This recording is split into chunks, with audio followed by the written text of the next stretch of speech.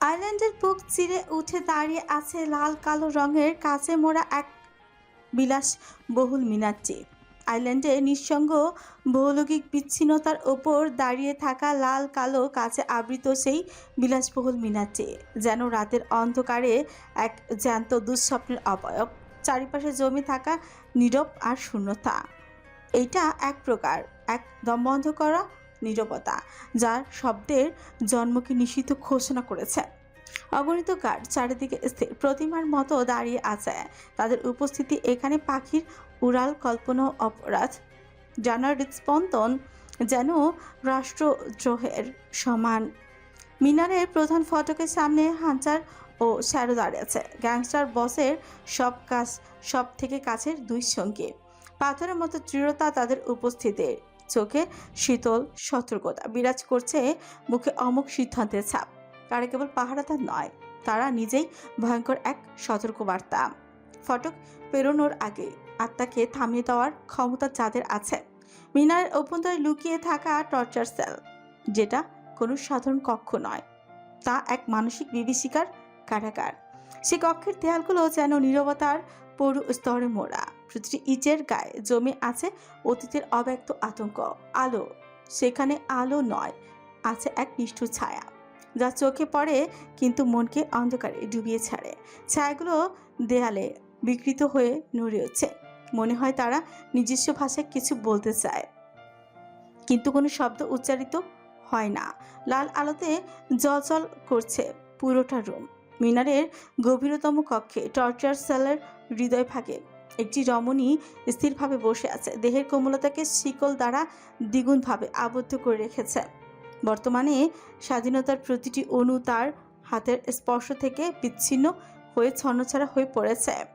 তার শ্বাস প্রশ্বাস বর্তমানে অগভীর হলেও প্রতিটি শিকলে লোহার দমনাত্মক জোরের কবলে সীমাবদ্ধ, এবং সেই সীমাবদ্ধতা নিজেই এক নীরব হত্যার ছায়া হয়ে ঘিরে ধরে তার সংকুচিত অন্তর। শরীরে একটা সুতোও নেই, একদম নগ্ন অবস্থায় লজ্জায় চোখ বন্ধ করে রেখেছে। বর্তমানে চোখ খোলার ক্ষমতা তার নেই। চারিপাশ নীরবতা। অ্যানির মুখোমুখি হয়ে বসে আছে গ্যাংস্টার বস। অর্ধনগ্ন শরীর তার। শরীরে চাবুকের আঘাতের চিহ্নগুলো কালচিটে পরিণত হয়ে আছে। শুকনো রক্তের গাঢ় জমাটে এক অদ্ভুত ভৌতিক ও দমনাত্মক সৌন্দর্যকে সৃষ্টি করেছে, যা অর্ধনগ্ন শরীরকে দমবন্ধ করা এক অপ্রতিরোধ্য ভয়ঙ্করত্বে পরিণত করেছে। দুই হাতে খোদাই করা ড্রাগনের ট্যাটুগুলো ঝলমল করছে অন্ধকারের ভেতরেও, চোখে আঙুল দিয়ে ছোঁয়ার মতো তৃপ্তি। তার নীরব পর্যবেক্ষণী শিকলবদ্ধ অস্তিত্বকে আরও সংকীর্ণ করে দেয়। দৃষ্টি স্থির, কিন্তু অন্তরে অগ্নিশিখার মতো জ্বলমান। নিঃশব্দে কক্ষের স্থিতিকে চূর্ণ করে দিচ্ছে। নিকের চোখের গভীর শীতল কৌশল, মুখে অমোঘ স্থিরতা হয়ে আছে। তার শান্ত দৃষ্টিভঙ্গি ও নিঃশ্বাসের অদৃশ্য স্পন্দন সামনে বসে থাকা মনস্তাত্ত্বিক চাপ সৃষ্টি করছে। তার দম বন্ধ করা অনুভূতিকে উস্কে দিচ্ছে। রমণী শিকলবদ্ধ ও অর্ধনগ্ন ছমছমে নীরবতার মধ্যে স্থির থাকার চেষ্টা করলেও তার প্রত্যেকটি হৃদস্পন্দন, হাতের অতি ক্ষুদ্র নড়াচড়া থেকে শ্বাসের অগভীর প্রবাহ পর্যন্ত গ্যাংস্টার বসের নিঃশব্দ প্রবাহ দ্বারা দমনিত হয়ে প্রতিটি মুহূর্তকে আতঙ্ক সৃষ্টি করছে। নিক শান্ত গলায় ডাক দেয়, baby girl, look at me. Any তাকাতে পারছে না। লজ্জা, অস্থিরতা, ভয় একসাথে চেপে ধরেছে। ঠোঁট কাঁপছে ভীষণভাবে। এনিকে চোখ খুলতে না দেখে নিক ঠোঁট কামড়ে ধরে নিজের হাতে থাকা ধারালো শীতল ছুরিটা এনে এনির উরুর উপর ছুঁড়ে দেয়। শান্ত স্বরে আবারও বলে, চোখ খোলো blood rose. I feel fucking my anger surging uncontrollably. You know, of course, what ensues when I am consumed by rage. Do you not?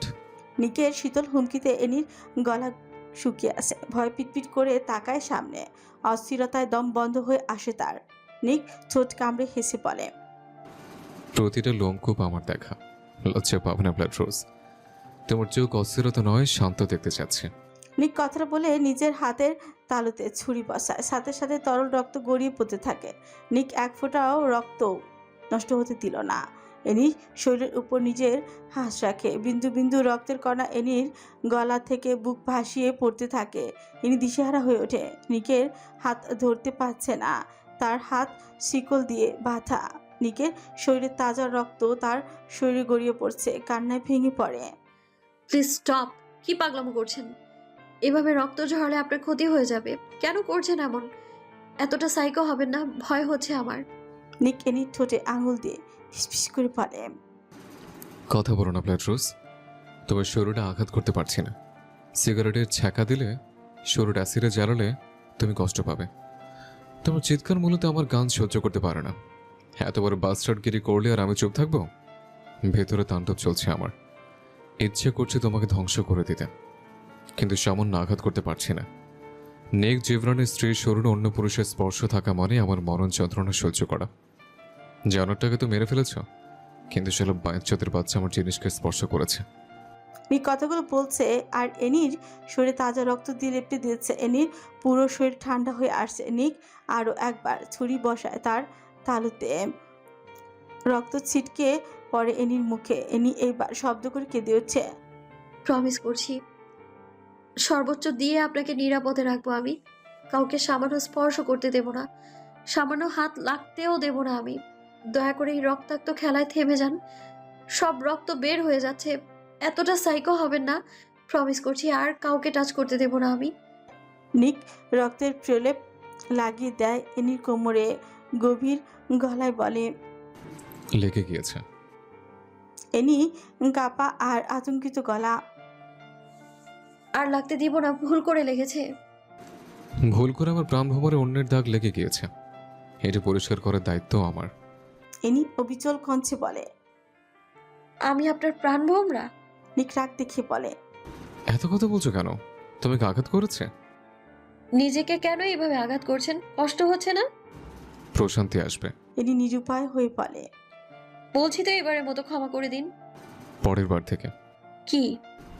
এইবারের মতো শাস্তিটা পেয়ে যাও, পরের বার শান্ত হয়ে যাবো। নিকের স্পর্শ এনি শরীর জুড়ে বিরাজ করছে। নিক আরও একবার ছুরি বসায় হাতের তালুতে। নিচের ছোট কামড়ে ধরে এনি নগ্ন গলার নিচ থেকে চপ পেট পর্যন্ত প্রলেপ দিয়ে দেয়। এনি আর নিতেই পারছে না এই বর্বরতা। অন্য সময় হলে লজ্জায় ভয়ে মরিয়ে যেত। এই মুহূর্তে নিকের পৈশাচিক আচরণে ট্রমাতে চলে যাচ্ছে। কিছুক্ষণ আগে একজনকে মেরে রক্ত দিয়ে হাত রাঙিয়েছে, এখন আবার নিকের এই উন্মাদ আচরণ। এনি অস্ফুট আওয়াজে বলে। প্লিজ থামুন।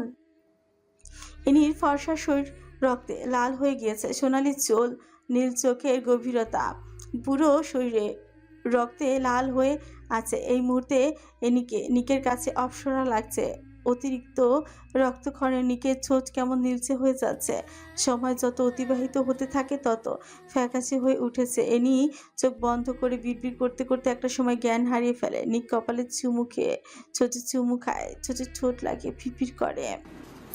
হে রূপ, গ্যাংস্টারের স্ত্রীর রূপ। সামান্য স্পর্শ মানে রক্তের বন্যা। পারলে রক্ত দিয়ে গোসল করে সব স্পর্শ বিলীন করতাম, কিন্তু আমার কিছু হয়ে গেলে তোকে কে দেখবে? এ নিষ্ঠুর দুনিয়ায় তোর শত্রু অনেক। কে আগলে রাখবি এই জানোয়ারদের থেকে? পুরো ভূখণ্ড আমি তোর একমাত্র রক্ষা কবচ। আমার জন্য তো অনুভব করো প্ল্যাট্রোস, এখনো সময় আছে, না হলে পস্তাবে প্রচুর। তখন আর আমাকে পাবে না। সকালের নির্মম পরিবেশকে ঘিরে দৃশ্যটি যেন ধীরে ধীরে এক নীরব কাব্যে রূপ নেয়। শিশির স্নাত আলো আকাশের স্তর ভেদ করে নেমে এসে চারিপাশে এক পবিত্র প্রশান্তির আবরণ টেনে দেয়। আইল্যান্ড এ অবস্থিত মিনারের সম্মুখে স্থির দাঁড়িয়ে আছে এক রমণ নিশ্চল ভঙ্গির আড়ালে চলছে অস্থিরতার ঘূর্ণি। কারোর অপেক্ষায় সে অস্থির হয়ে আছে। তার লালচে চুলগুলো বাতাসের স্পর্শে উন্মুক্ত বিদ্রোহে দুলে উঠেছে। সূর্যের কিরণ তার ফর্সা শরীরের উপর ক্ষণে ক্ষণে দীপ্ত হয়ে উঠছে। আলো তার ত্বকের ভেতরে ঢুকে যেন আবারও উকি দিয়ে বেরিয়ে আসতে চায়। নীরবতার বুক চিরে তার নিঃশ্বাসের ছন্দ বারবার বেজে উঠেছে। চারিপাশে অসংখ্য বিশাল দিগ্গট অস্ত্র সামগ্রী নিয়ে দাঁড়িয়ে আছে। সবার শরীরে কালো ফুটি পড়া। নাজরির দৃষ্টি স্থির, তবুও অন্তর অস্থির হয়ে আছে। সময়ের প্রতিটি মুহূর্তকে সে প্রশ্ন করে। আদিও কি আসবে? এই সকালের ষষ্ঠতায় সে দাঁড়িয়ে আছে প্রতীক্ষায়, প্রতিমূর্তি হয়ে। সে নির্বাক কিন্তু গভীরভাবে কোলাহলপূর্ণ। দৃষ্টি ঘুরিয়ে সামনে উঁকি দেয়। হুট করে চোখের সামনে আরিশকে দেখে নাজলি অপ্রস্তুত হয়ে পড়ে। আরিশ কেমনভাবে তাকিয়ে আছে তার দিকে। দৃষ্টি দেখে বোঝা যাচ্ছে এই মুহূর্তে নাজলিকে এখানে মোটেও আশা করে। নাজলি অজান্তেই তাকিয়ে থাকে গাড়িতে হেলান দিয়ে দাঁড়িয়ে থাকা পুরুষটার দিকে। সাদা স্যুট, সাদা প্যান্ট, সোয়েটার জড়ানো, চুলগুলো সব সময়কার মতন একপাশে সেট করে রাখা। নাজলি নিজের চোখ ফিরিয়ে নেয়। আরিশ এখনো নাজলির দিকে তাকিয়ে আছে, কপাল অস্বাভাবিকভাবে কুঁচকানো। নাজলি গলায় ঝুলিয়ে রাখা ওনাটা ঠিক করার অভিনয় করে, নিজেকে প্রস্তুত করে। এমন একটা ভাব নেয় যেন আরিশ নামক কোনো পুরুষকে সে চিনেই না। এই প্রথম এই লোকটাকে সে দেখেছে। একবারের জন্য আর তাকায়নি। নাজলি এদিক সেদিক পাচারি করছে গেটের সামনে দিয়ে, বারবার উকি দিয়ে দেখতে যাচ্ছে ভেতরে অবস্থা। আর চোখে একবার তাকা আরিশের দিকে। লোকটা কেমন শিকারীর মতো তাকিয়ে আছে। নাজলির মনে হলো এই মুহূর্তে এখানে দাঁড়িয়ে থাকাটা ঠিক হবে না। লোকটা এমনভাবে তাকিয়ে আছে যেন কাঁচা চিবিয়ে খাবে, কিন্তু এখানে আসলে এই লোকের কি? যদি কিছু হতো তবে তাকে দেখার জন্য সাথে সাথে রিয়াকশন করত। এমনভাবে তাকিয়ে আছে যেন আমি চোর আর এই ভবন থেকে কিছু চুরি করতে এসেছি। ক্রিমিনালের বাচ্চা। নাজলি তাতে ধত পিষল। আরিশের ভয় চলে যাবে না বলে শপথও করলো যে করেই হোক নিকের সাথে দেখা করবে। নিজের কার্য হাসিল করার স্বার্থে যা করতে হয় আজ সে করবে। নাজলি এই দৃঢ় প্রতিজ্ঞা করে বুকে হাত গুজে দাঁড়িয়ে আছে। দৃষ্টি নিজের পায়ের শুয়ের দিকে, নিচের ঠোঁট কামড়ে ধরে ভেবেই চলেছে। হুট করে পুরো জায়গা কেমন শুনশান, নীরবতা হয়ে উঠল। মনে হচ্ছে তার পাশে কেউ নেই। অনেক বড় একটা মরুভূমিতে সে একা দাঁড়িয়ে আছে। ভেতরটা ভয়ে ছিঁড়ে যাচ্ছে। হুট করে কোনো এক ছায়ার অস্তিত্ব অনুভব করে। নাজলি চট করে সামনে তাকায়। সামনের ব্যক্তিটাকে দেখে দুকদম পিছিয়ে যায় সে। সামান্য চোখ গেলে চারিপাশে তাকায়। একটু আগে দাঁড়িয়ে থাকা বিশাল দেহি কালো খুঁটিতে আবৃত ঘাটগুলো ছিল সামান্য এক জায়গায়, মধ্যে অসংখ্য গার্ড মোতায়েন করা। হুট করে সবাই কেমন গায়েব হয়ে গেল কিভাবে? বাস্তবতার প্রাচীরে দাঁড়িয়ে নাজলির মনে পড়লো বর্তমানে সে একা দাঁড়িয়ে আছে, আর তার সামনে দাঁড়িয়ে আছে একটা ক্রিমিনাল যাকে নাজলি ঘৃণা করে অথচ ভুলতে পারে না। লোকটার দেওয়া আঘাতের চিহ্ন এখনও শরীরে আছে, কিন্তু এই লোকটাকে এক নজর দেখার জন্য তৃষ্ণার্ত মনে ঢেউ খেলে যায়। লোকটা প্রচুর খারাপ, নাজলি জানা ছিল। প্রথম তো সে সহ্য করতে পারতো না এই পুরুষের ছায়া। সামান্য কলমের কালিতে এত শক্তি ছিল যে এই খারাপ পুরুষটার জন্য রমণীর মনের অনুভূতি বীজ বপন করে ফেলেছে। বীজ থেকে চারা গজানোর আগে বীজ ধ্বংস হয়ে যায়। সেদিন রাতের প্রতিটি দৃশ্য আজও নাজরিকে ঘুমোতে দেন। আরিশ ছিল ভাবতেই যেন দম বন্ধ হয়ে আসতো তার।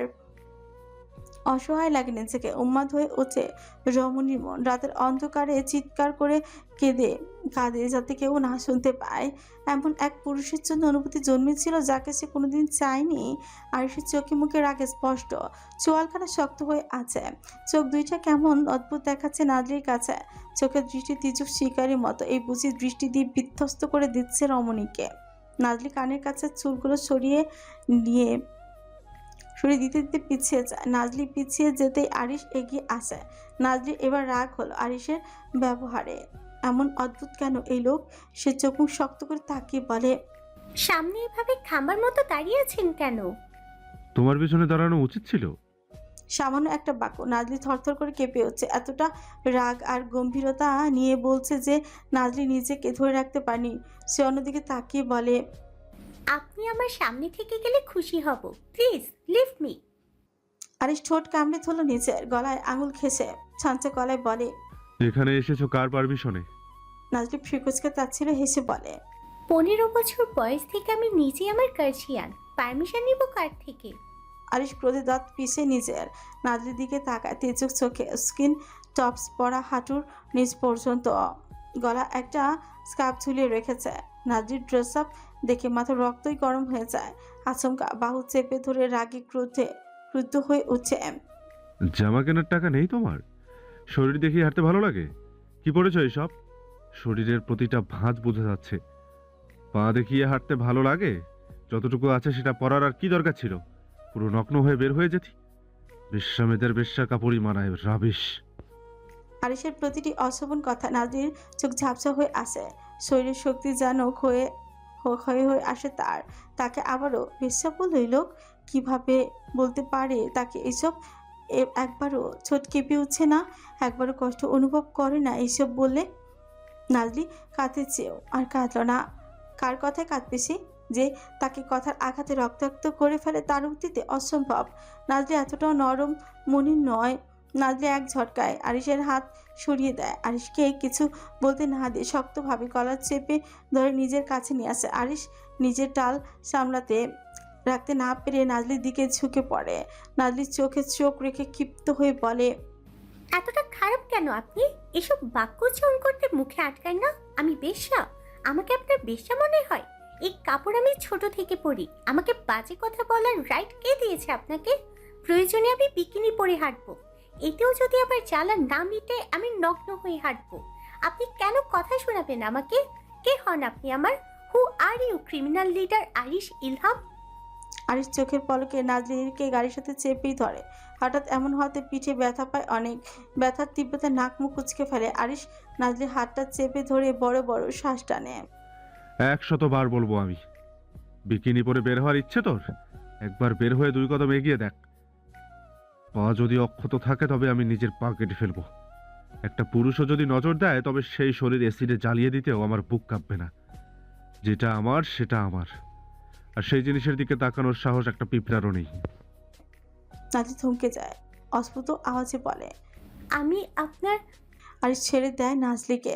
সরে আসে নাজলি উপর থেকে। নাজলি সোজা হয়ে দাঁড়িয়ে পুনরায় প্রশ্ন করে, উত্তর দিন। আরিশ কাটকাট গলা। উত্তর দিতে আমি পছন্দ করি না। নাজলি রাগ হয়, সামান্য উত্তর দিলে কোনো ক্ষমতা কমেছে তো? কণ্ঠ শক্ত করে বলে, কি পছন্দ করেন? একজন রেপিস্টকে সাহায্য করতে? রেপ করার পর কিভাবে সূত্র মুছে দেওয়া যায় সেটা করতে? রাতের অন্ধকারে সবাই মিলে পৈশাচিক খেলায় মেতে উঠতে? নাকি আমাকে বেশ্যা বলে অপমান করতে? এসব পছন্দ হয় মিস্টার আরিশ ইলহাম? কথাগুলো এক শ্বাসে বলে নাজলি থামে। আরিশের ফ্রিকুচকে আসে। রেপিস্টকে সাহায্য করতে মানে? নাজলি মস্তিষ্ক সজাগ হয়, চট করে তাকায় আরিশের দিকে। রাগের প্রকোপে সব বলে দিয়েছে, তবে এটাই ওর সব থেকে বড় সমস্যা। রেগেল সব ফাঁস করে দেয়। তবে আরিশের পাল্টা প্রশ্নটা সহ্যই হলো না। আরিশের সামনে দাঁড়িয়ে চোখে চোখ রাখে। মিথ্যে বলেছি? রাতের অন্ধকারে সব সূত্র লুটপাট করেন না? রেপিস্টকে সাহায্য করেন না? আপনি নিজেও রেপিস্ট কিনা উপরওয়ালা ভালো জানেন। সাধু বেশে তো কত জানোয়ার আনাচে কানাচে খুরখুর করে। বদ্ধ রুমের খবর তো আর কেউ জানে না। আরিশের চোখ মুখ জ্বলে উঠে তীব্র রাগে। নাজলির 2 বাহু আবারও চেপে ধরে রাগে কিরমিরিয়ে বলে, এই জীবনে একটা মেয়েকে ছাড়া কোনোদিন অন্য মেয়েকে স্পর্শ করে দেখিনি। সামান্য টাচ লাগেনি কোনো মেয়ের শরীরে। আর এই ইলহাম যাকে তাকে স্পর্শ করে না। নাজলি হেসে বলে। অথচ একটা বেশ্যাকে স্পর্শ করে ফেললেন। আরিশের কণ্ঠ শীতল হয়ে আসে। মানে? এই যে আমাকে এখনো ধরে আছেন, দ্রুত ছাড়ুন মিস্টার আরিশ। আপনার ব্যক্তিত্বে লাগবে, হাতে পছন্দ হয়ে যাওয়ার সম্ভাবনা আছে। ছাড়ুন ফাস্ট। আরিশ ছেড়ে দিল নাজলিকে। কি বলবে বুঝে উঠতে পারছে না। গর্দভ মেয়ে একবারের জন্য বুঝলো না একজন নারী কাকে বুঝিয়েছে, আর প্রশ্নও করলো না নারীটিকে। নাজলি হাত টানা দিয়ে বলে, ওই একটা মেয়েকে বলুন তো। ও সরি, আপনি তো আবার উত্তর দিতে আগ্রহী নন। ক্ষমা চাচ্ছি, ভুলে গিয়েছিলাম। নাজলি জিজ্ঞাসা না করাতে যেন আরিশের আরো রাগ হলো। তাতে তৎ পিষে হজম করে নিল সবকিছু। এইসব পোশাক পরে আর যাতে বের হতে না দেখি। আমার ইচ্ছে এখন থেকে আরো বেশি বেশি পড়বো। আপনি আটকানোর কি?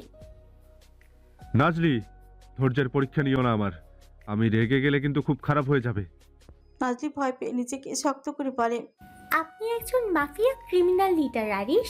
আপনার কাজ রেপিস্টকে সাহায্য করা, নারী শিশু পাচার করা, দেশের সম্পদ বাহিরে পাচার করা, অস্ত্র অবৈধ জিনিস দিয়ে ব্যবসা করা, খুন করে প্রতিনিয়ত রক্ত দিয়ে গোসল করা, কোন নারী কোন ড্রেস পরবে এসব দেখা আপনার কার্য নয়। নিজের কাজে মনোযোগ দেন। আমার ড্রেস আপ একান্তই আমার ব্যক্তিগত ব্যাপার। আপনি কেন হস্তক্ষেপ করছেন? অন্য কেউ তো করছে না, আপনি কেন? আরিশ নিঃশ্বাস টানে বড় বড়। অন্যরা হস্তক্ষেপ তো পরে করবে, যখন সবাই তাকানোর সাহস পাবে। আমি আর সবাই এক। কে আপনি? নাজলির গলা কেঁপে ওঠে।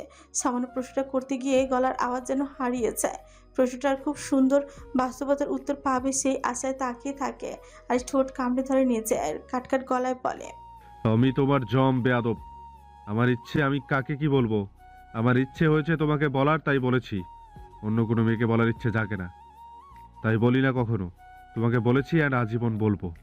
অমান্য করলে জান খেয়ে ফেলবো। নিজের আশাস্বরূপ উত্তর না পেয়ে নাজলি খেপে যায়। দাঁত পিছিয়ে বিড়বিড় করে উঠে।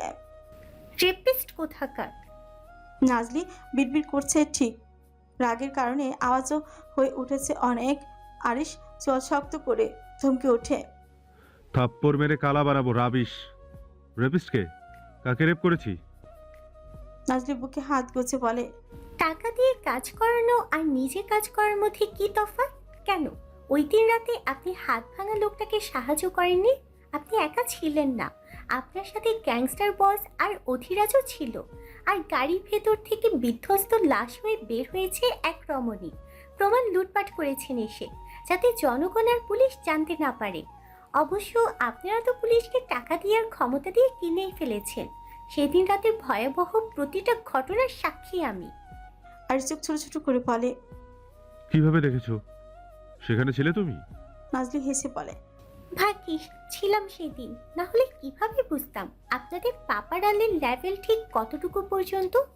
আরিশ বিরক্ত হয়ে বলে, অতিরিক্ত বোঝা ঠিক নয়। যা নিয়ে জানো না, এইটা নিয়ে তর্ক করবে না। নাজলি সামান্য সামনে হেঁটে যেতে যেতে বলে, আপনার সাথে অযথা কথা বলে আবার সময় নষ্ট হচ্ছে। নাবিদের সাথে কথা কম বলবে। এত খেঁচাখেচি কিসের ওর সাথে? কম যাবে ওর সামনে। নাজলি রাগে ইচ্ছে করছিল নিজের চুল টেনে ছিঁড়তে। এই লোকটা এত খারাপ কেন? প্রতিটি কথা অসভ্য ইঙ্গিত থাকবে। কিছুক্ষণের জন্য সে দাঁড়িয়ে যায়, পেছনে ফিরে আরিশের দিকে তাকিয়ে বলে, আমার ব্যক্তিগত জীবনে আপনি না ঢুকলে খুশি হব। আমি মিস্টার নিকের সাথে দেখা করতে এসেছি, দেখা করে আবার চলে যাব। আরিশ গাড়িতে লাথি মারে চিৎকার দিয়ে ওঠে। তোর ব্যক্তিগত জীবনের মায়েরে বাপ। কার বউ তুই বল? আরিশের গর্জনে কেঁপে ওঠে রমণী। বউ শব্দটা কানে আসতে স্তব্ধ হয়ে যায়। মানুষ মাতাল আর রেগে গেলে নিজের নিয়ন্ত্রণে থাকে না। ওকে কেউ বউ বলল? নাজলি চোখের পলক ফেলতে পারেনি। তার আগে আরিশ ঝড়ের গতিতে এসে নাজলি হাত চেপে ধরে। নাজলি হুশে আসে নিচে। আরিশের দিকে তাকানোর আগে ব্যথা আর্তনাদ করে ওঠে। হাতটা এমনভাবে ধরেছে যেন মাংস ভেদ করে আঙুল ঢুকে যাবে। আরিশ টেনে নিয়ে গিয়ে গাড়ির ভেতরে ধাক্কা মেরে ফেলে দেয়। নাজলি ঘাবড়ে যায়, ছটফটি হচ্ছে। আমাকে এখানে কেন নিয়ে এসেছেন মিস্টার আরিশ? এবার কিন্তু নিজের লিমিট ক্রস করছেন। আমি আপনার বন্ধুর সাথে দেখা করতে এসেছি, ছাড়ুন আমাকে। আরিশ গাড়ির স্টিয়ারিং ঘোরায়, অন্য হাতে নাজলির হাত চেপে ধরে বলে, লিমিট আমি সেদিন এই ক্রস করেছি যেদিন তোমাকে মুক্ত আকাশে উঠতে দিয়েছিলাম। আবারও বন্দি দশায় যাবে ভেবে নাজলি যেন দুনিয়া অন্ধকার হয়ে আসছে। এই জীবনে সে আর পরিত্যক্ত ভয়ানক বাগান বাড়িতে দিতে চায় না। প্রতিটি দিন ওর কাছে মৃত্যু সম্মত মনে হয়েছে। আলো বাতাস ছাড়া একটা মানুষ আদৌ বাঁচে? নিজের বোনটার জন্য এমনিতেই সে পাগল যায়।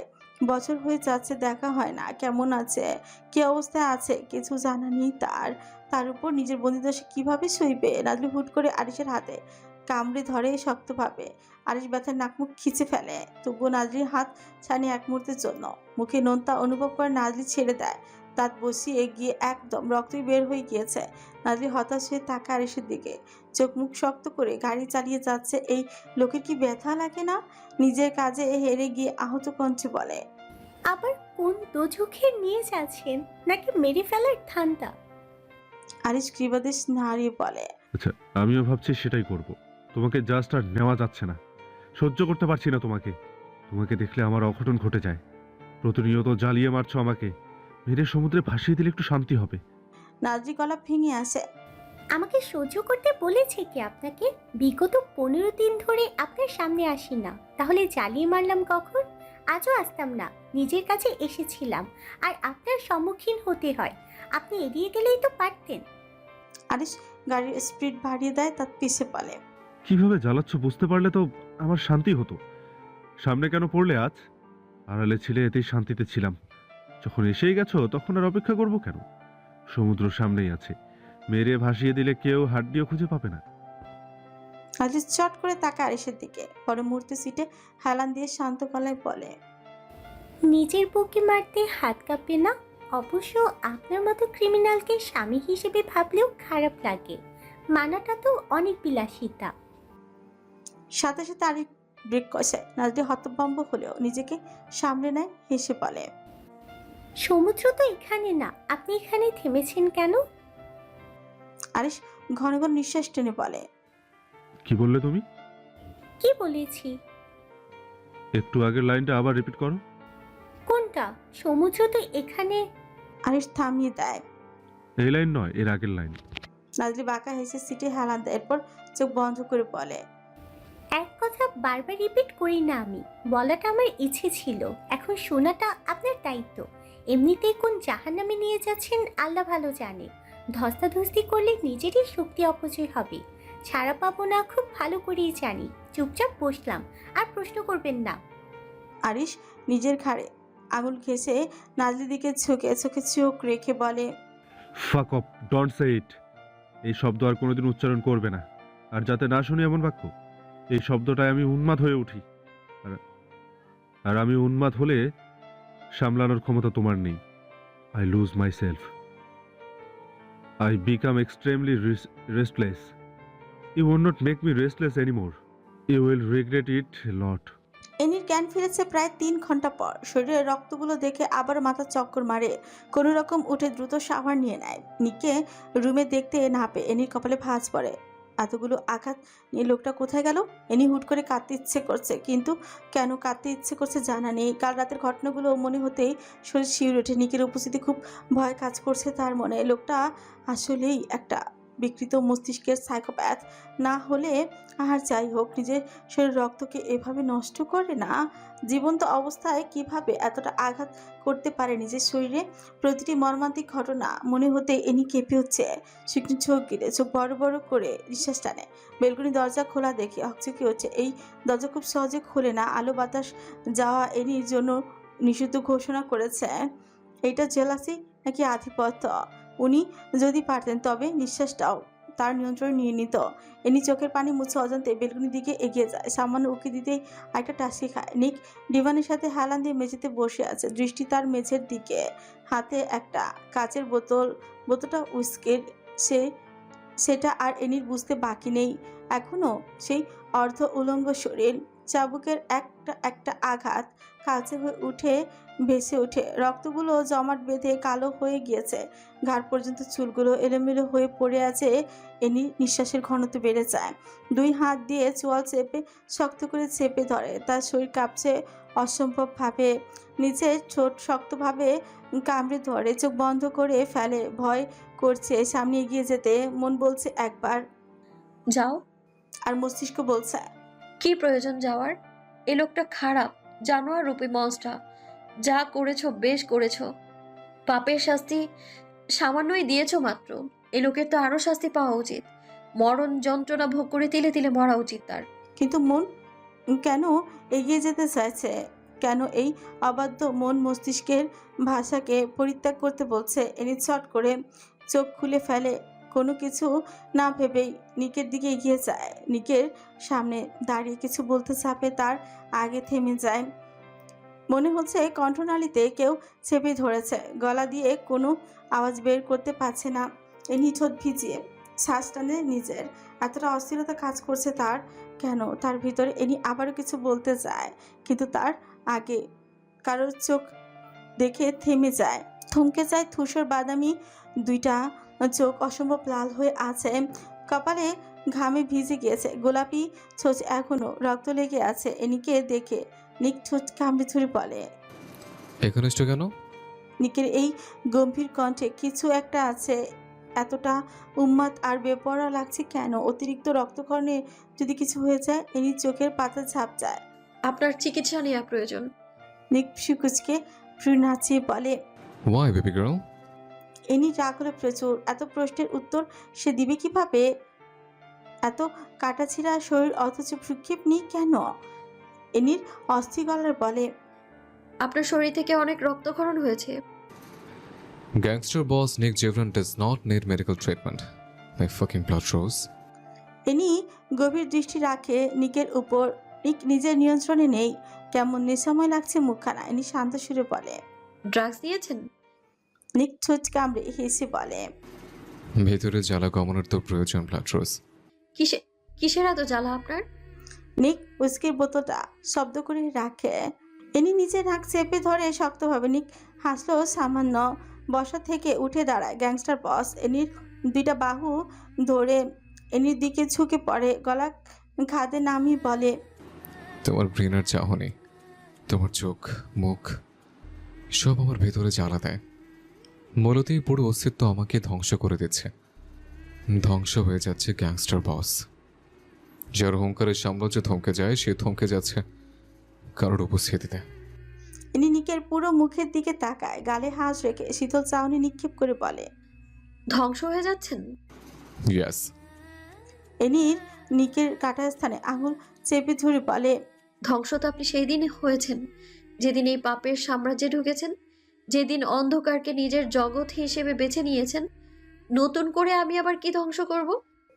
নিক এনিকে ধাক্কা মেরে সরিয়ে দেয় নিজের কাছ থেকে। নিজের চুল খামচে ধরে ঘন ঘন শ্বাস টেনে বলে। পাপের সাম্রাজ্য আমাকে ধ্বংস করেনি। এই জগৎ আমার পরিচয়, আমার জীবনের সবটা জুড়ে দুনিয়াকে কেন্দ্র করে। এনি পড়ে যেতে গিয়েও নিজেকে সামনে নিল। অযথা কথা বলার আর প্রয়োজন বোধ করলো না। নিকের হাত শক্তভাবে চেপে ধরে বলে। ভেতরে চলুন, আপনার সাথে এই অবস্থা মানায় না। কিবাদেশ নাড়িয়ে বলে। সুন্দর লাগছে না? ইনি চট করে তাকায় নিকের চোখের দিকে। লোকটার সৌন্দর্যের বর্ণনা দেওয়ার সাধ্য তার নেই। ঠোঁটের নিচে ঠিক মাঝখানের তিলটা এনিকে চুমুকের মতো টানে। এই জায়গাটা দখলে এনি মাতাল হয়ে পড়ে। এই লোক সুন্দর। এনির ভাষায় এই লোক বাহ্যিকভাবে সব সৌন্দর্য ধারণ করে আছে। ভেতরের অন্ধকারটার কারণে লোকটা ধ্বংস হয়ে যাচ্ছে। বাহ্যিক সৌন্দর্য দিয়ে কি হবে? বন মানুষের মতো দেখা যাচ্ছে। লাগুক তোমারই। ইনি অবাক হয়ে বলে। কি আমারই? আমি তো তোমারই ব্লাড রোজ। নরপশু, জানোয়ার, মনস্টার, বন মানুষ যাই বলো। ইনি শরীর শিশি করে উঠছে। এতটা কঠিন কেন এই ভাষাগুলো? এনির মনে হচ্ছে গলা শুকিয়ে আসছে। নিজেকে সংযত করে নিকের হাত ধরে এই রুমের ভেতরে যেতে যেতে পারে। কোনো বন মানুষ আমার হতে পারে না। You shouldn't lie like this, Blood Rose. I'm every girl's dream. এক রাতে বেড পার্টনার হওয়ার জন্য মেয়ের উৎপাত হয়ে বসে আছে। এনি চোখ পাকিয়ে তাকায় নিকের দিকে। নিক ছুঁচ কামড়ে ধরে বলে। Are you jealous, baby girl? এইসব জেলাসি আমার আসে না। আপনি কোন মেয়ের সাথে রাত কাটিয়েছেন এইসব দেখা আমার কর্ম নয়। নিকের কপালে ভাঁজ পড়ে, বিরক্তির ছাপ নিয়ে বলে। রাত কাটিয়েছে কখন বললাম? রাত না কাটালে বুঝলেন কিভাবে মেয়েরা মরিয়া হয়ে আছে? একজনের সাথে কাটিয়েছেন, পরেই তো আরেকজন চেয়েছে। নিক রাগে চোয়াল পিষে শালার মেয়ে জাত, এক লাইন বললে 10 লাইন বেশি বোঝে। ইনি কিছুই বলল না। নিককে বিছানায় বসে একটা বড় পাত্রে পানি নিয়ে আসে। একটা নরম টাওয়াল হাতে নিয়ে পানিতে ভেজায়। নিক কপাল কুঁচকে তাকিয়ে আছে। ভেজা টাওয়ালটা নিকের বুকের উপরে রাখতে নিক হাত সরিয়ে দেয়, শক্ত গলায় বলে। কি করছো এসব?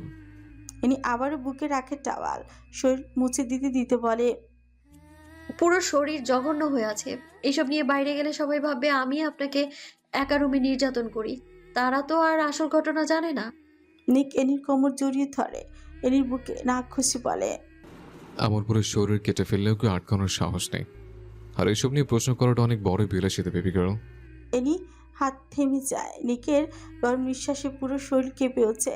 এনি এতটুকু বুঝেছে লোকটার শরীর জ্বরে পুড়ে যাচ্ছে।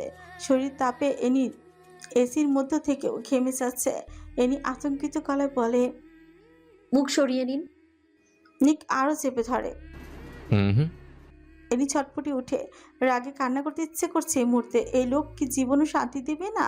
এভাবে থাকলে শরীর মুছে দিবে কি করে? এনি তবুও বহু কষ্টে পুরো শরীর মুছে দেয়। কাটা স্থানে মলম লাগিয়ে দূরে সরে আসে। বুকে হাত গুজে সিরিয়াস হয়ে বলল। জেড, আপনার কি হয়? গ্যাংস্টার বসের চোখে চিকচিক করে উঠছে। চোখ বন্ধ করে বলে। ভাই। আপন? আমার আপন বলতে কেউ নেই। আপন না হলে এভাবে পুষে রেখেছেন কেন? দিনের পর দিন অন্যায় করে গিয়েছে, অথচ চুপ থেকেছেন কেন? মেয়েগুলোকে যখন নিজের কামনা মিটিয়ে কাঁচা চিবিয়ে খেত তখন খারাপ লাগেনি আপনার? নিকের চোখ হিংস্রতায় জলজল করে উঠছে, কাটা স্থানের মলম এর স্পর্শ জ্বলছে প্রচণ্ডভাবে। নিক তথে হচ্ছে ঠেকিয়ে বলে, আমার ভেতরে মায়া বলতে কিছু নেই। হৃদয়ের উপর নিশ্চরতার প্রলেপ পড়ে গিয়েছে। পাথরে থেকেও জঘন্য আমি। এনি শ্বাস ফেলে বলে। মেয়েগুলোর জায়গায় যদি আমি থাকতাম। নিক সাথে সাথে এনির 2 হাত খামচে ধরে। এনি ব্যথা মৃদু চিৎকার দিয়ে উঠে রাগের উন্মাদনায় গর্জে উঠছেন gangster boss. Fuck off. Don't even say words like that. শহর জ্বালিয়ে দেবো আমি। গ্যাংস্টার বসের ধ্বংসের সাথে পুরো শহর ধ্বংস হয়ে পড়বে। নিজেকে ধ্বংস করে তোকে আগলে রাখছে। Touching is out of the question. No one is allowed to come anywhere near. এনির চোখ থেকে পানি পড়ছে অনবরত, ভাঙা গলায় বলে। কে আমি? কেন এত উন্মাদ হয়ে পড়েন? নিকের হাত সরে যায়। এনির সামনে থেকে সরে যেতে এনি তাচ্ছিল হেসে বলে, আমার পরিচয় হলো আমি একজন খুনি। মাত্র 14 বছর বয়সে নিজের চাচাকে কেটে টুকরো টুকরো করেছি আমি। এরপর থেকে শুরু হয় আমার বেঁচে থাকার সংগ্রাম। হাজারো পুরুষের লালসার শিকার হয়েছি আমি। পাচার হতে যাচ্ছিলাম এক নোংরার বিধ্বস্ত জগতে। 18 জন মাফিয়ার সামনে নিলামে উঠেছি আমি। প্রতারণার মধ্য দিয়ে গ্যাংস্টার বসের রক্ষিতা হয়েছি আমি, আনাস্তাসিয়া অ্যানি। মাত্র 13 বছর বয়সে বাবা মাকে হারিয়ে সর্বহারা হয়ে যাওয়া এক রমণী। একসময় সামান্য শব্দে ভয়ে মুচড়ে যেতাম, থমকে যেত আমার হৃদস্পন্দন। আর এখন আমি হাজারটা শব্দ তৈরি করি। ভয় পাই আমি, তবু বারবার হাত রক্তাক্ত করে ফেলি। একদিনে লক্ষ বছরের কষ্ট সয়েছি আমি। প্রতিনিয়ত ভয়ে মুচড়ে যেতাম আমি, কখন আমার ইজ্জতে এসে হামলে পড়বে। প্রতিঘাত করেছি যারা আমার দিকে হাত বাড়িয়েছে, মৃত্যু দিয়েছি তাদের। নিজের বুকে জমে থাকা কষ্ট আর আর্তনাদগুলোকে আকাশে উড়িয়ে দিয়েছি আমি। নিজেকে এতটা শক্ত রেখেছি যে যাতে ভেঙে না পড়ি আমি। একবারও জানতে চেয়েছেন বাচ্চা মেয়েটাকে যে বিয়ে করেছি সে কেমন আছে? এতটা বয়স তো আমার হয় না। যতটা নিষ্ঠুরতার সম্মুখীন হয়েছি এসব মোকাবেলা করার বয়স কি আমার হয়েছে? স্বামী হয়ে কোনোদিনও মাথায় হাত বুলিয়ে দিয়েছেন আপনি? চোখের পানি মুছে দিয়ে কোনোদিন বুকে জড়িয়ে নিয়েছেন? একটা কাগজে স্বাক্ষর করলেই কি স্বামী হওয়া যায়? আপনি আমার স্বামী নন। বাবা মা থাকলে এতটা সংগ্রাম আমি কখনোই করতাম না। আমার পরিচয় এটা। এনির কণ্ঠ ভেঙে আসে, শরীর কাঁপছে তার অসম্ভবভাবে। মুখ চেপে ধরে, নিজেকে নিয়ন্ত্রণ করতে থাকে। নিক এনির মাথাটা নিজের বুকের সাথে জড়িয়ে ধরে, ঘন ঘন নিঃশ্বাস টেনে অদ্ভুত আওয়াজে বলে, কি চাই তোর বউ? একবার শুধু বল। শহর ধ্বংস করে হলে আমি সেই সুখের পথ তুলে এনে দেবো। নিকের উষ্ণ আলিঙ্গনের রমণী আরও নেতিয়ে পড়ে, চোখ বন্ধ করে বলে, পারবেন না দিতে? একবার বল। আমার সব কথা শুনতে হবে, পারবেন? নিক ছুঁচ কামড়ে ধরে বলে, দিনটা তোমার নামে লিখে দেব, যদি রাতটা আমার নামে হয়। এনির নাক মুখ কুচকে আসে। প্রয়োজন নেই। আমার প্রয়োজন পড়লে নিজেই নিতে জানি। আর কি চাই? আমি যা চাই সেটা আপনি ইহকালে কখনো দেবেন না। এই জীবনে কোনোদিন আমার মুক্তি হবেও না।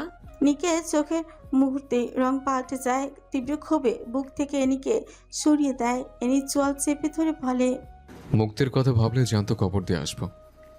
একবার তো বাঁচিয়ে নিয়েছে, পরের বার সেটুকুও করবো না।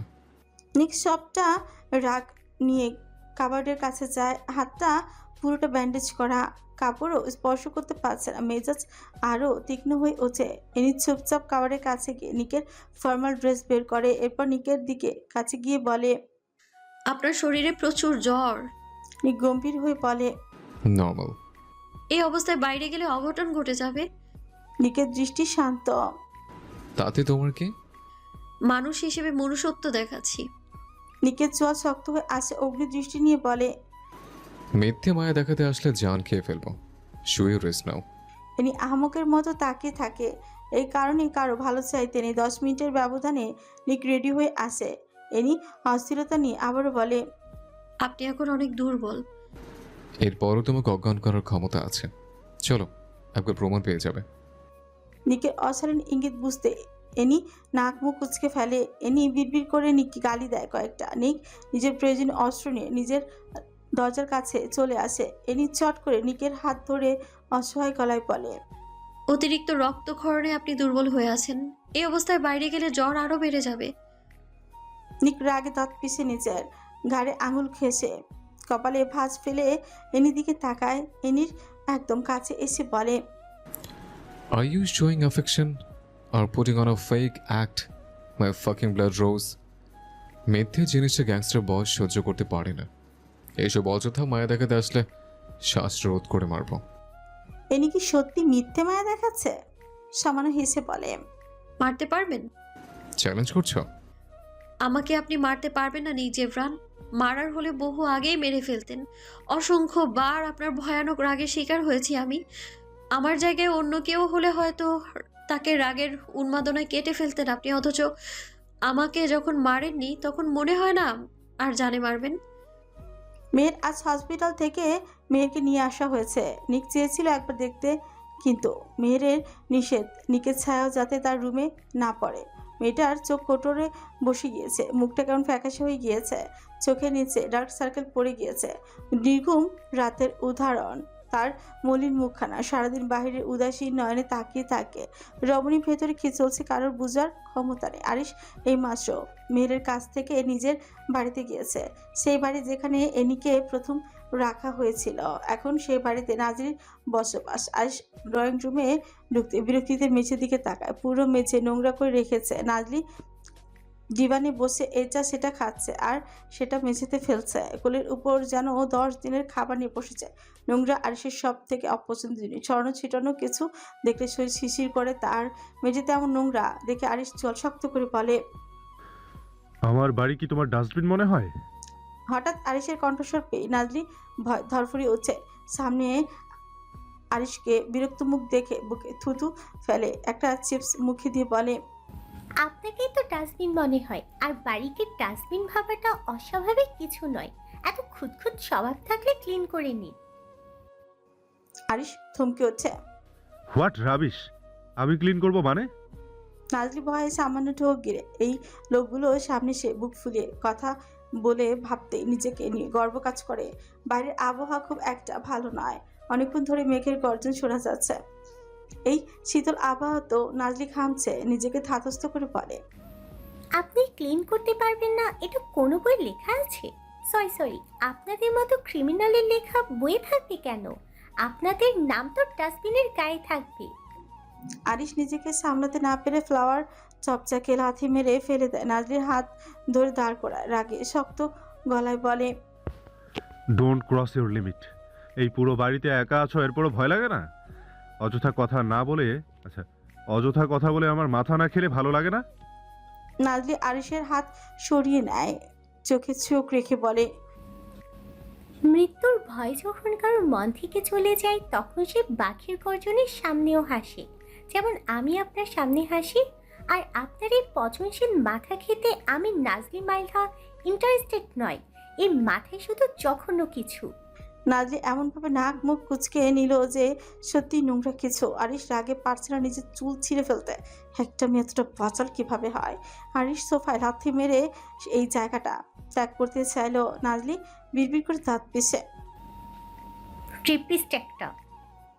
আরিশ থেমে যায়, ঘাড় ঘুরিয়ে নাজলির দিকে তাকায়। নাজলি ঠোঁট ভিজিয়ে হতভম্ব হয়ে যায়। ও তো একদম কম আওয়াজে বলেছে, তাহলে এ লোক শুনলো কিভাবে? ওহ নাজলি, একটু ধীরে কথা বলে কি হয় তো? এখন ঠেলা সামাল দি। আরিশ রাগ দেখালো না, নিজেকে সংযত করে বলে। রেপ মানে? নাজলি ছট করে বলে। রেপ মানে ধর্ষণ। আরিশ দাঁত পিষে বলে। থাপড়িয়ে জবান বন্ধ করবো বেয়াদব। ধর্ষণ আর রেপ মানে আমি চিনি না। নাজলি ঠোঁট হাসি ফুটিয়ে বলে, আপনি চিনেন? ধর্ষণ মানে বুঝলে রাতের অন্ধকারে ধর্ষককে সাহায্য করেন কিভাবে? আদেও অনুমান করতে পারেন এটার মানে কি? আরিশ বাঁকা হাসি দিয়ে শার্ট ঠিক করে, চুলে আঙুল ঝুঁকে পরিপাটি করে বলে, ধর্ষণ মানে জানতে চাও? জি বলুন। কর্তা একজন কর্ত্রীর ইচ্ছের বিরুদ্ধে গিয়ে হস্ত রাখিয়া জোরপূর্বক কাপড় খুলিয়া একটা নির্দিষ্ট বিন্দুকে কেন্দ্র করে যে লম্বদণ্ড। নাজলি চেঁচিয়ে উঠছে সোফা থেকে একটা বালিশ আরিশের দিকে ছুরি দিয়ে বলে। চুপ করুন অসভ্য লোক।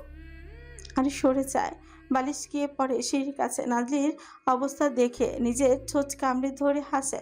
নিকের ফোন পেতেই নাজলিকে আদেশ করে বলে, 5 মিনিটের ভেতরে রুমে আসবে। নয়তো যে কথাটা বলতে চেয়েছিলাম সেটা তোমার উপর যাবে। নীরব হুমকি দিয়ে আরিশ উপরে চলে যায়। আরিশ চলে যেতে নাজলি ডিভানের উপর বসে, ঠোঁট ভেজায়, পিটপিট করে বলে, নির্লজ্জতার লিমিট ছাড়ে এই লোকগুলোর। মুখ নয় যেন অ্যাটম বোমা। এরা সব কয়টা এক ক্যাটাগরি। যাব না আমি উপরে, ক্রিমিনালের বাচ্চা। গভীর এক রজনী রাতের অন্ধকার নিচে একটা জীবন্ত সত্তা হয়ে নেমে এসেছে চারিপাশে। আকাশের বুকের তীব্র বজ্রপাত ছিন্ন ভিন্ন করে দিচ্ছে নীরবতা শেষ অবলম্বন। তুমুল বেগে ঝরে পড়া বৃষ্টি অদৃশ্য চাবুকের মতো আছড়ে পড়ছে মাটিতে আর ছাদের উপর। বিদ্যুতের ঝলকানি ক্ষণিকের জন্য চারিপাশ উন্মোচন করে, আবারও গিলে ফেলছে অন্ধকারের। মেঘের গর্জন গভীর বুক ফাটা শব্দেও ঘোষণা দিচ্ছে প্রকৃতির অপ্রতিরোধ্য ক্ষমতা। বাতাসের তাণ্ডবে গাছপালা কেঁপে কেঁপে উঠছে, পাতার আর্তনাদে ভারী হয়ে উঠেছে রাত। ভেজা মাটির গন্ধে বাতাসে ঘন শ্বাস নিলে বুকের ভেতর চাপা উত্তেজনা জমে। দূরের আলো নিভে গিয়ে চারিপাশে জন্ম নিচ্ছে এক রহস্যময় শূন্যতা। প্রতিটি মুহূর্তে মনে হচ্ছে এই রাত কোনো কাহিনীর অন্ধকারতম অধ্যায়।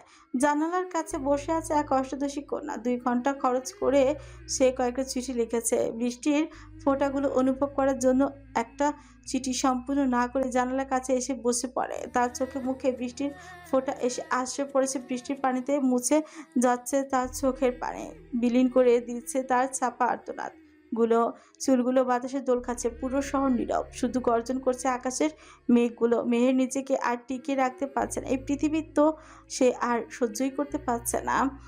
প্রতিটি মুহূর্তে বিষাক্ত মনে হচ্ছে। মুখ চেপে ধরে চিৎকার করে উঠছে রমণী। মেঘের গর্জনের সাথে তার চিৎকার শব্দ মিশে যায়। কেউ শুনিনি কষ্টের আর্তনাদ। মেহের এলোমেলো চুল নিয়ে উঠে দাঁড়ায়।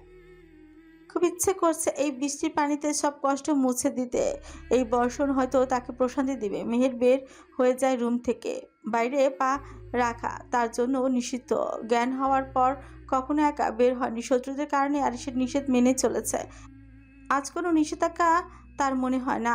মনে একটু প্রশান্তি চাচ্ছে। এই মুহূর্তে গার্ড নেই আজ বাইরে। কেমন শুনশান, নীরবতা চারিপাশে। মেনজোর খুলে বাইরে পা রাখতে বৃষ্টির ফোঁটায় ভিজে যায় তার সর্বাঙ্গ। মেহের চোখ বন্ধ করে নিঃশ্বাস টানে। একটু ভালোবাসলে কি ক্ষতি হতো? খুব ভালোবাসতাম তোমাকে। আমার প্রতিটা মোনাজাতে তুমি ছিলে, অথচ আজ তুমি অন্যের দখলে। ভালোবাসা এতটা কাদায় জানলে কখনো ভালোবাসার সাহস করতাম না। আমাকে তুমি নিষ্ঠুরভাবে হারিয়ে দিয়েছ। এই নিষ্ঠুরতা আমি কিভাবে সইব? মেহের বিড়বিড় করছে আর এগিয়ে যাচ্ছে সামনে। কোথায় যাচ্ছে তার জানা নেই। অজান্তেই বাড়ি থেকে অনেকটা দূরে চলে এসেছে, সেই খেয়াল নেই তার। হুট করেই সামনে 4-5 লোককে দেখে থমকে যায়। মেহের কিছু বলতে পারলো না। তার আগেই কেউ তার মুখটা চেপেই ধরে, আর অন্যরা বিশ্রীভাবে হেসে ওঠে। রাতের অন্ধকারে এই হাসিটা মনে হলো কোনো অশুভ আত্মার আত্মচিৎকার।